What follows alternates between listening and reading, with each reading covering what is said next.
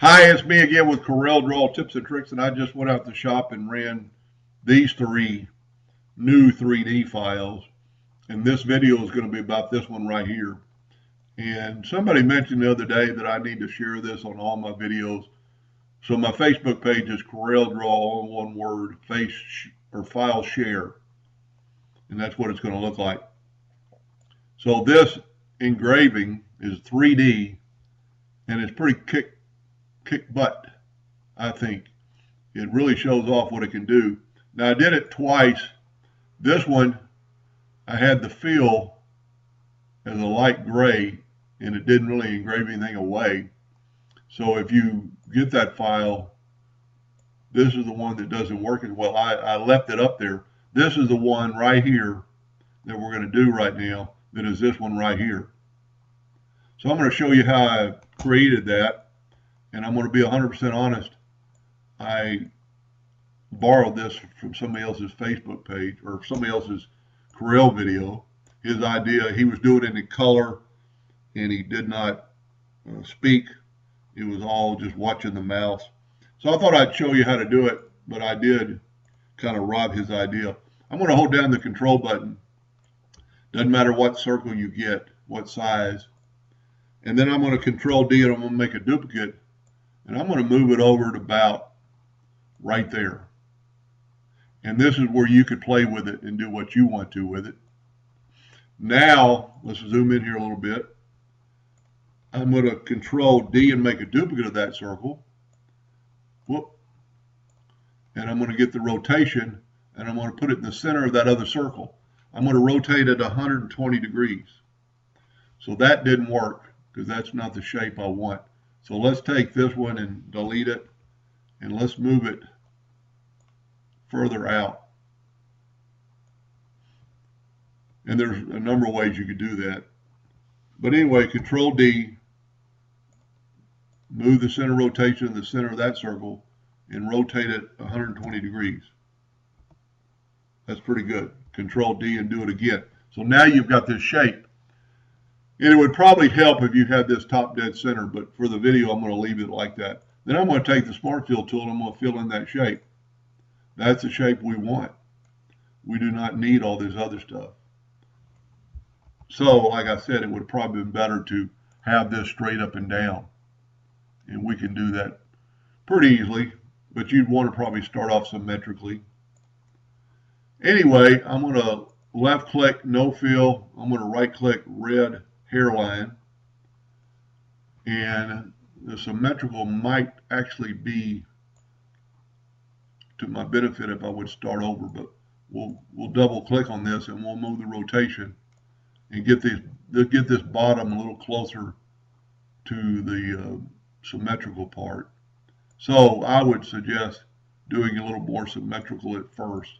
Now I'm going to change this line from a hairline to a 1-point line. I'm going to make it black, and that doesn't really pay that much attention.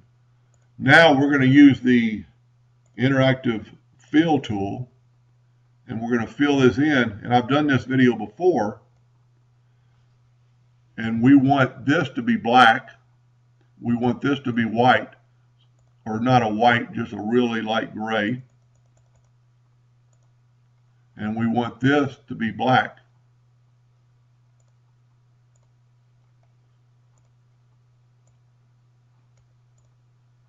Now, here's a little trick I learned right here.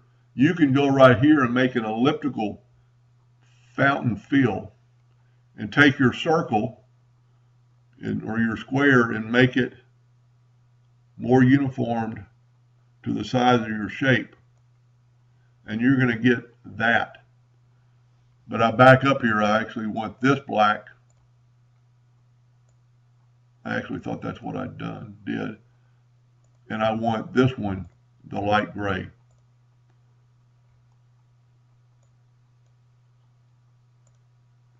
And you get that. That's pretty cool. Now, there's a couple ways you could duplicate this, but let's do it this way. See if this works. Get the parallel dimension tool and get on that edge and go to that edge and we've got 4.16 inches. Just delete that. We're going to change our nudge distance to 4.16. We're going to make a duplicate of that. We're going to Control D, and we're going to duplicate it down. That worked really well. Control D. Doesn't matter what size you start with. As a matter of fact, for the video, I'm not going to duplicate so many of them.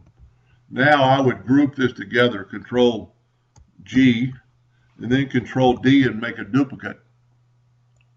And I'm just going to kind of move it out of the way, and I'm going to grab it about right there, and I'm going to put it, and this is where you're going to want to change your nudge distance to, I would suggest 0.001. And then zoom in here, and we need to get rid of this white line. So select your new duplicate and just move it around till you get rid of that white line on all the aspects. That looks good. Now we're going to Control D again and move this. And I wish there was a way you could do it like we moved it down. Let's zoom in here. And let's move it down quite a bit. I'm going to hold down the Shift key, and my nudge is going to go a little faster. And then we need to move it out. And I'm not quite symmetrical, but it's good enough. I'm still got my finger on the Shift key. Now I'm going to take this one and move it to the back of the page. Go to Arrange, Order, Back of Page. So it kind of looks like it goes underneath there. And then you would do that again, and you could actually do this. You could group, well, we need to group these two together. Control G. Then we Control D and make a duplicate. Then we can move that new group so you don't have to do that so many times. And then I'm going to move the nudge factor a little bit. Nudge distance. I'm going to hold down the Shift key. I hope you can see that in your monitor. We need to get that one right there closer to that line. And when you're using this smaller number, and I see where we actually need to move up and over. When you hold down the Shift key, it'll go a little bit faster. And for the video, that's good enough. Now we want to click on this, and we want to go to Range. I've got a hotkey to put it back in the page. So I'm going to call that good enough for the video so you won't have to waste time. Then I would group all this together. Control G. And I would draw a square. Or really whatever size you want. Now I'm going to set my nudge distance on something higher. Let's see how big this is. It's like 19 inches. We're going to reduce it. I'm going to make it 22 inches. I'm going to take our square and I'm going to move it out of the way. Then I'm going to make a duplicate and I'm going to move it out of the way. Let me get rid of that picture. Now we're going to take our new grouped item and go up to Effects, or go to Arrange, Power Clip, Place Inside Frame. And now you got it inside the frame. The only thing wrong is it will show a yellow box trick, and that's not going to engrave at all. And it's going to kind of look like that first picture I showed you. But now what you can do, since you haven't changed your nudge distance, take your new rectangle and fill it with black. Arrow key up one time to nudge it up there, and go to Arrange, Order, and put the back of the page. That will, I'm a little bit off there, so you need to play around and get your corners a little better, but I'm trying to save time. That end result will get you that. Now it does look really rough. That's a 3D engraving. And I did sandblast it, but I don't think the sandblasting changes any part of that. So I've already got these files shared on Facebook page, and you can see I've got a little bit of hiccup in my original. So you need to take your time and then make this smaller. Your ratio's locked. Let's make this one 3 inches. Move it up to where you're going to engrave it. And one of the most important things you could do, and I've had somebody ask me why, and I do not totally know why, but go up to bitmap and convert it to a bitmap, convert it to grayscale. And it fuzzies it up a little bit and makes the laser run better. I'm not very pleased with this, but it'll work. and you'll get this result.